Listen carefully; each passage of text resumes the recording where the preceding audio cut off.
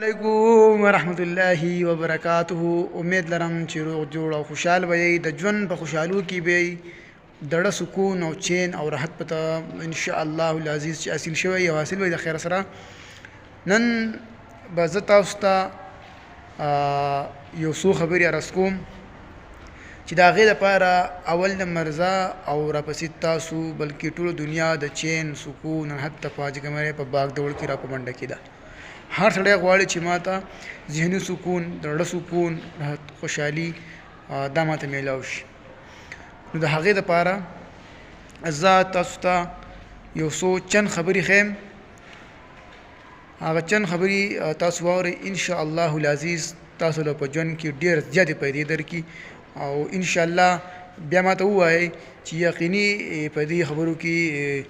دا صداقت شته او که نشته. دا ویډیو تر اخره پورې وګورئ چې څه مسټیک درنه ونه شي، څه خبرې درنه پکې وانه ورولې شي، هېرې نه شي. دا ویډیو تر اخره پورې وګورئ چې په خبره ځان پوه کړئ، هسې نه چې بیا په نیمګړې خبرې کې وتښتئ.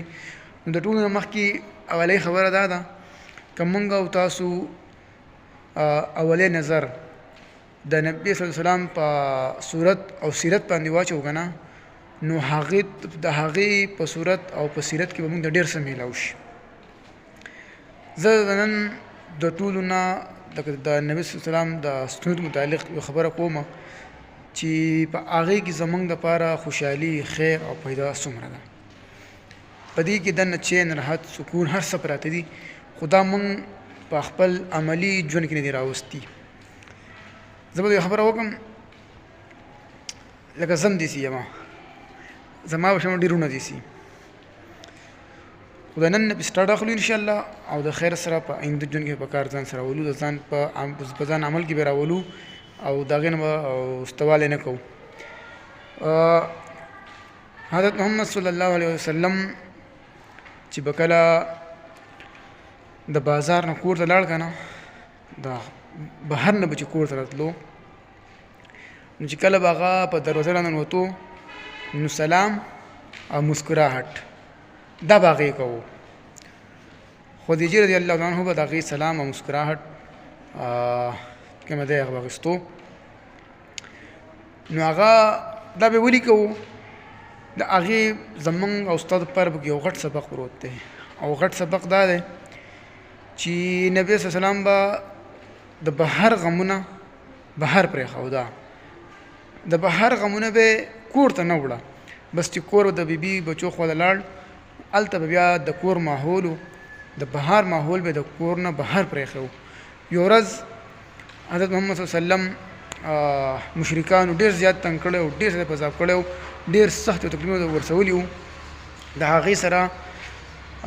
هغه کور ته یو ورځ روان و او چې کور ته راغی، څنګه په وره ننوتو، نو د هغې نه چې د هغې چې کوم روټین و، د هغې چې کوم عادت و، هغه د هغې نه یر شو، د هغې نه سلام هغه یر شو، د هغې نه مسکراهټ چې د هغه یر شو، د هغې کور ته راننوتو. د هغې نه فورا خدیجې رضي الله تعالی عنها تپوس وکړو چې ای د الله رسوله چې څه چل دی، څه شو دی چې نن تاسو رالی، نه تاسو سلام وکړو، نه مو وخندل، نه مسکراهټ وکړو، وجه څه شو ده؟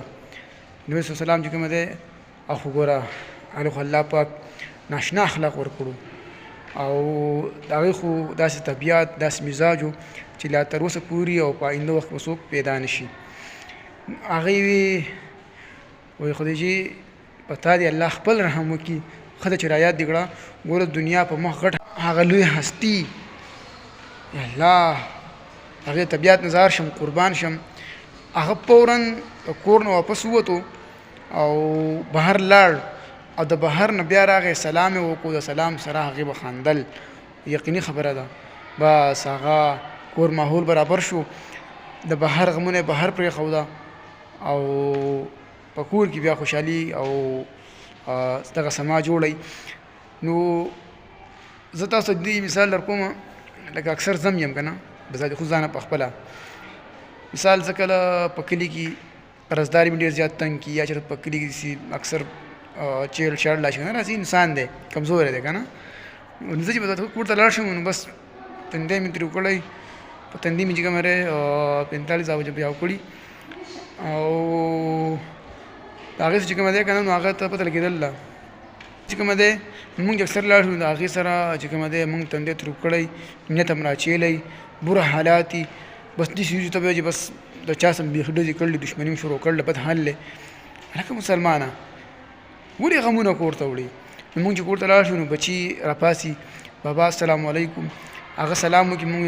وعلیکم السلام بس داسې په دغه سلام واخلو هغه غریب هم خفه شوی دا پلار مې څه کوي دا ورور مې څه کوي دا تره مې څه کوي چې دا داسې په بد حال په بوره حالاتو راننوتو کور چې ښځه دي طبیعت وایي نو هغه هم د ځان څخه ګډه وډه کوي چې هغو ناستې روټۍ خوراک څښاک کوي او ته داسې ورننوځي جو هغه هم چې کومه دی هریان دریان شي او روټۍ په هغو هم ګډه وډه کړي په خپل باندې هم ګډه وډه شي د دې حده پورې خبرې شوې انشاءالله العزیز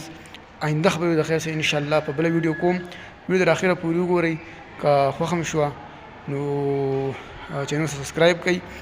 او ورسره که وخت موقع میلاو شوه نو شیر هم کړئ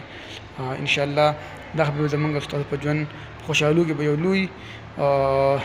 تبدیلي راځي انشاءالله زموږ او سب غټ خیر وما علینا الا البلاغ